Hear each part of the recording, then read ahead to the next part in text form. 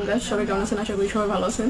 তো রিসেন্টলি একটা জিনিস দেখতেছি আমি ফেসবুকে, যখনই স্ক্রল করতেছি তখনই একটা জিনিস আসতেছে, ধামরাই নববধূ অবশেষে ক্যামেরার সামনে এসে মুখ খুললেন সেই ভুক্তভোগী নারী।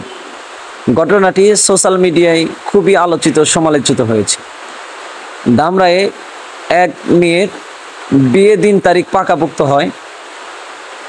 ছেলের বাবাকে তার একটা নাচের ভিডিও ভাইরাল হওয়ার কারণে ছেলের বাবাকে মানুষ তুচ্ছ তাচ্ছিল্য করে কথা বলা শুরু করে, যার কারণে ছেলের বাবা অর্থাৎ বরের বাবা খুবই ক্ষিপ্ত হয়ে শেষ পর্যন্ত বিয়েটা ভেঙে দেয় এবং বলে প্রয়োজনে আমাকে জেল জরিমানা করা হলেও আমি তাতেও রাজি আছি এবং কি ফাঁসির কাস্টডিতেও ঝুলতে আমি রাজি আছি, কিন্তু এমন নর্তকীকে আমি আমার ছেলের বউ করতে চাই না।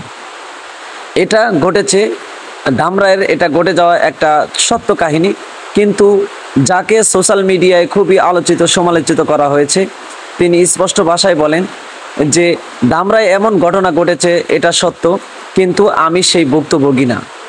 কিন্তু সোশ্যাল মিডিয়ায় আমাকে তুমুল হারে ভাইরাল করা হয়েছে। আমাকে আপনারা বাঁচতে দিন, আমাকে বাঁচার মতো সুযোগ করে দিন। সোশ্যাল মিডিয়ায় যাকে আপনারা আলোচিত সমালোচিত করছেন, আমি সেই ভুক্তভোগী মেয়ে না।